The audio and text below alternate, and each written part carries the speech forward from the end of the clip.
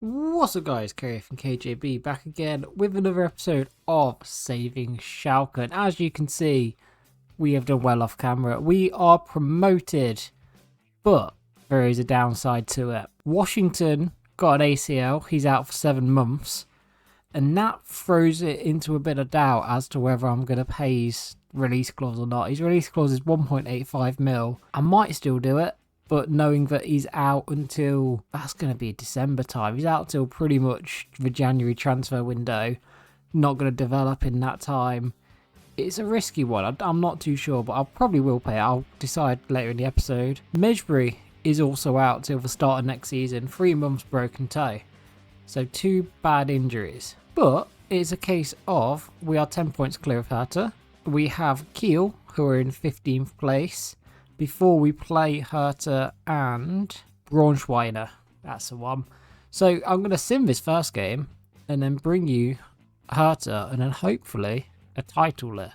Thanks as well for your comments and everything on the last video. If you've got any signing suggestions, as always, let me know down in the comments. Really helpful and helps us look towards the next season. I'm thinking I'm not going to be able to sign better than a 74 rated player as it stands, but we'll see if anyone develops in that time, and if they do, happy days. If not, we're going to be a very young squad in the Bundesliga.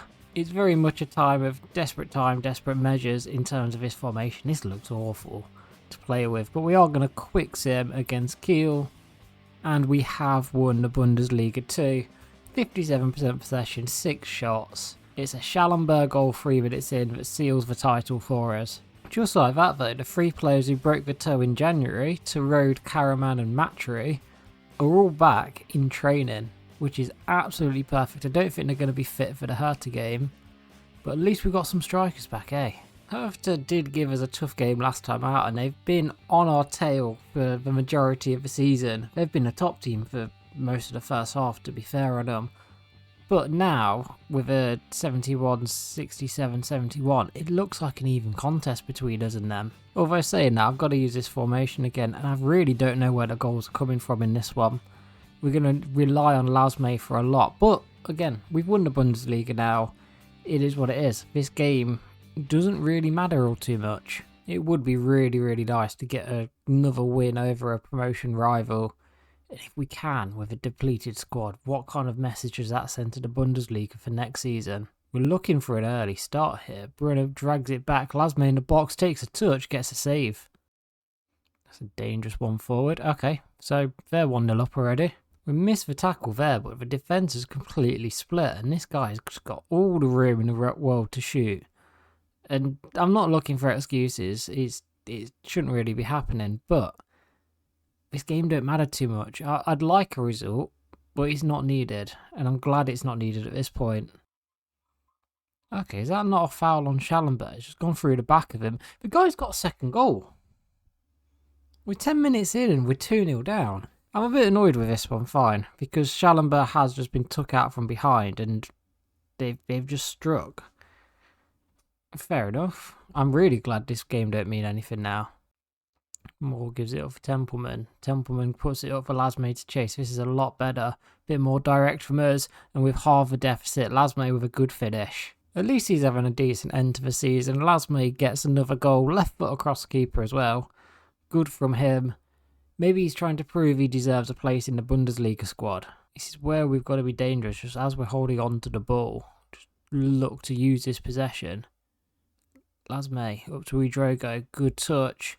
His shot can only get blocked though. Great tackle high up the pitch. Can he put a decent one in? Lasme in the box.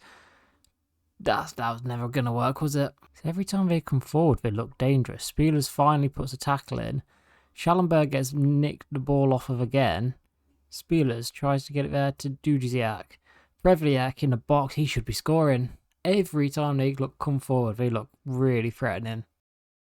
How has he got past there? Stange in the box. Okay, here we go. We just can't defend. That's as simple as it is. We just let him twice go past. It's Spieler's man who kind of gets dragged towards the ball. He's left the other one for it, and it's 3-1 to Hertha. Good tackle by Moore. Gets it up for Templeman. Udrogo. Can he put it up? Seguin. Seguin gives it there for Lasme. On his left foot again. Blasts us back. Lasme on his left looks quite dangerous. Again, I'm glad we've got one striker left who's trying to do a job. It is good from him. He's done very well to finish. I don't know where their defence went. Oh my god, how has he got ahead of a defender? Well, defenders just don't look bothered in this game. That's the worst thing about it. You've got players like Templeman who always look like they're trying. And you've got players like Spielers who are never there. And how does he get round Kaminsky? Anyway, we'll try again. Templeman wins a good header.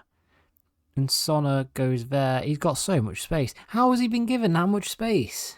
I don't get where everyone is. I don't get how he's been given so much space to have a go. Schallenberg wins it. Seguin. Lasme again. Lasme's actually turned on it. Hits another one with his left. Is he left-footed? Have I just been using him wrong all season, trying to play him onto his right foot? Because on his left, he scored 3 goals, hitting it into the exact same corner. He's got a hat-trick. He's having a very, very good game for us. No, he is right-footed, and he's got 3-star weak foot, so God knows what he's doing. In the meantime, though, Bergvall can come on, Baumgartel can come on, and Merkin can come on. Before the subs have even took place, we've got a chance going forward. Seguin gets a powerful run past his defender. He's in the box, he's going across goal. It is a save by the goalkeeper. He probably should have been unselfish with it. Templeman's ball out to Moore's good. Moore puts a deep one in. Drogo just goes past it. Seguin does win it. He's gone down in the box and it's cleared. Just going to try and put this one in. Seguin with the cross in. It's come into the box. Why is the keeper not held that? I don't know how we've just got hold of his ball still. We've put so many tackles in. Finally got it there. Bergvall comes forward. Puts it out for Templeman. Now I could do with Merkin running. Puts one up. Merkin knocks it to Lasme. Lasme to Bergvall. Bergvall goes around the right. Gets in the box. Goes across. That's inches away. Unlucky. They've held on to the ball at the end. They've come out of a 4-3 win, which I think sums the game up. They attacked well. We defended shockingly. But as you can tell by the celebrations, we've won the title nonetheless. I don't get why they're celebrating a loss so much though. That does make me laugh. Unless because it's the final home game of the season, we get the Bundesliga 2 trophy. That's the only thing I can think of.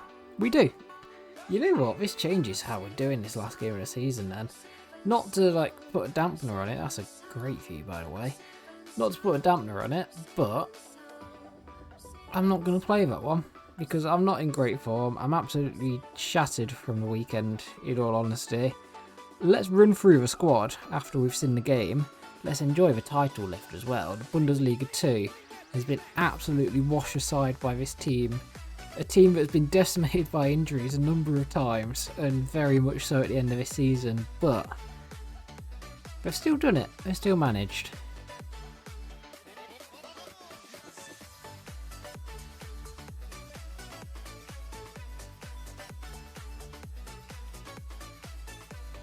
That's nice before the last game of the season. All these players available again after injury. David Washington has said he's really enjoyed his loan at the club. He hopes we can make it permanent. I'm going to go in there and just do that for him now, because even though he's injured with an ACL, he's going to be back in 6 months, so around the Christmas sort of period.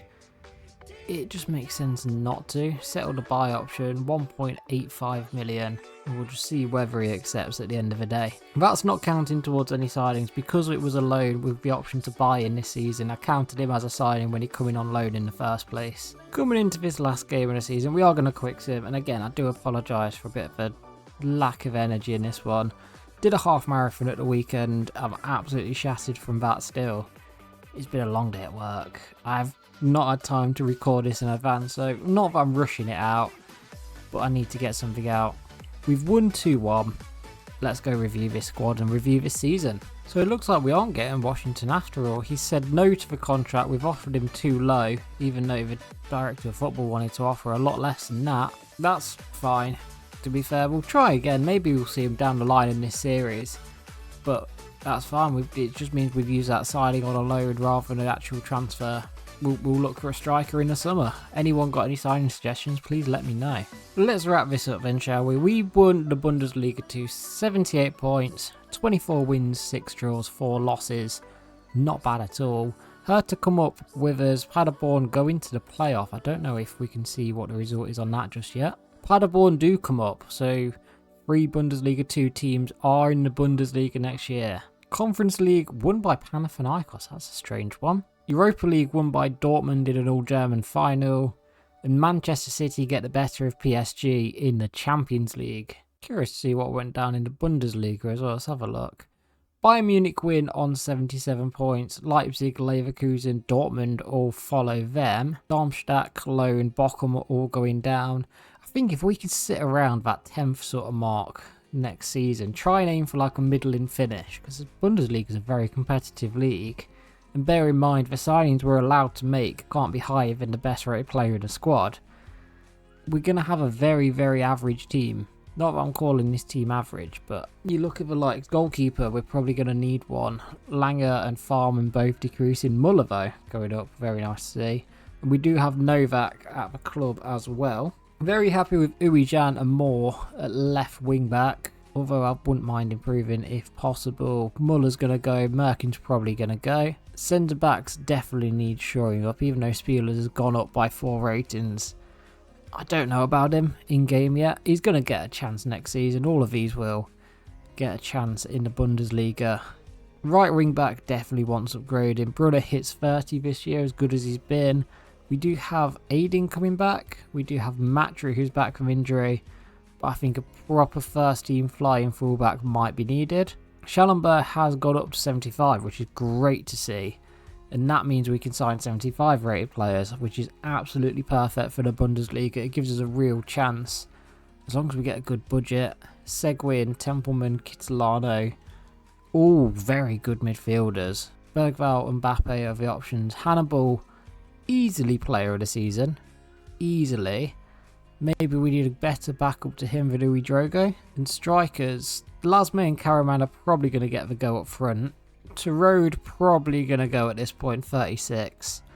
He's not going to be a crucial player, and Washington didn't sign that contract with us, so he's probably going to end up going as well. Muller, Brunner, Lasme made the most appearances in the squad for us. It would have been Mejbri if he weren't injured. In terms of goals, Karaman gets 17, Lasme on 15, Washington 11, Mejbri on 9, Road, then Seguin. So quite well spread around the attackers. Assists, Mejbri on 16, Uijan got 10, and most of them are going to be corners. Tempelman, Lasme, Karaman as well. So the attack was really, really firing at some point. Muller gets 12 clean sheets in the Bundesliga too. Karaman's taking his highest average rating as well home, 7.48.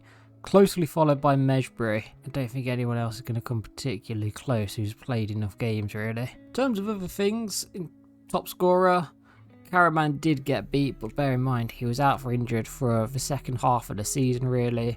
Lasme came in and got 6th place. Washington on 11, a lot of those appearances came in Karaman and Tarode's absence, but Dompey takes it home. Breville Jack takes it home in 2nd place. Then Karaman, who got so many less games, he just smashed that. Mejbri though, although he's missed the last couple of games, absolutely smashes the assists. 15 assists, 29 games, and you look Lasme, Tempelman, Karaman, Uijan, all on 9s and 8s in the Bundesliga too is very, very impressive. Muller and Gersbeck share the clean sheet, golden glove, and yellow cards, red cards we're not too fussed about. So that is it. In terms of the team, 75 rated is as high as we can go for signings. Hopefully a lot of these players are back from injury at the start of next season, and I think this team might look very, very different.